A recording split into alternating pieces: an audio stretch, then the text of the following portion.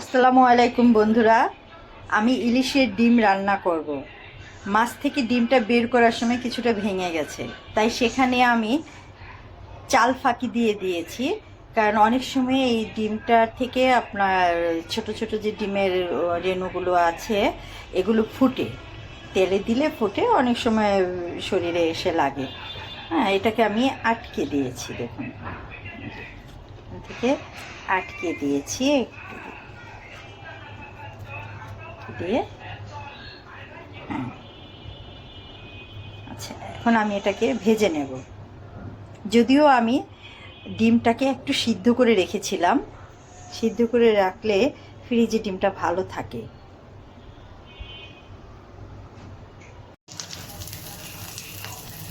হ্যাঁ, ডিম ভাজা হয়ে গেছে। আমার ছেলে পিয়াস এই ডিম ভাজাটাকে বলে আইসক্রিম মাছ। ছোটবেলা থেকে ও এটাকে আইসক্রিম মাছই বলে থাকে।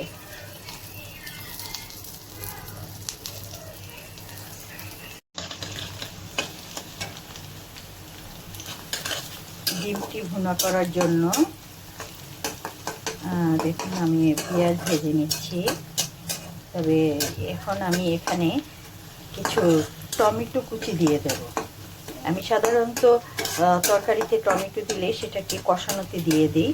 টমেটোটা গলে গেলে তরকারি কালারটা সুন্দর হয় এবং আমার কাছে এটা খুবই ভালো লাগে।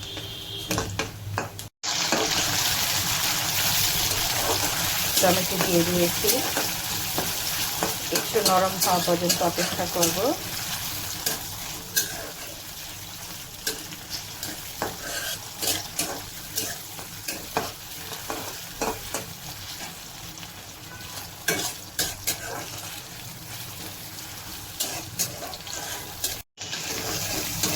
আমি পেঁয়াজ ও টমেটো কুচির সাথে মরিচ, কাঁচামরিচ দিয়েছি দুটো, মুখটা সামান্য একটু ফেলে দিয়েছি।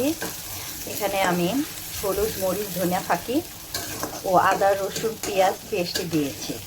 হ্যাঁ, লবণ দিয়েছি। যদিও আমার ভিডিওতে লবণের কথা আমি উল্লেখ করি না, কারণ এটা সবার ইচ্ছে মতো লবণ ছাড়া তার কোনো রান্না হয় না। রান্না মানেই তো লবণ থাকতেই হবে। হ্যাঁ, আমি একটু পানি দিয়ে দিচ্ছি। দেখুন, টমেটোটা কষানোতে দেওয়ার ফলে তরকারির যে ঝোলটা বা কষানোর যে ঝোলটা, এটাতে একটা অন্যরকম কালার চলে আসছে। আর রান্না শেষে দিলে হয়তো তরকারির সৌন্দর্য বাড়ে, কিন্তু এরকম একটা কালার হয় না এটা।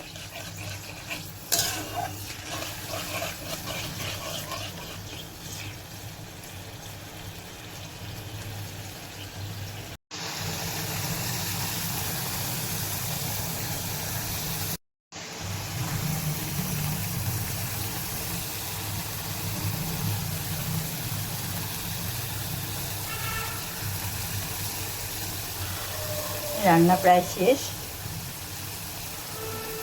ভালো থাকবেন আপনারা।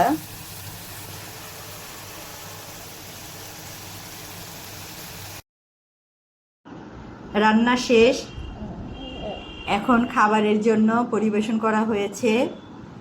পিয়াস, এটা কি? পিয়াস, দেখো তো এটা কি? হ্যাঁ, এটা কি বলো তো? আইসক্রিম মাছ।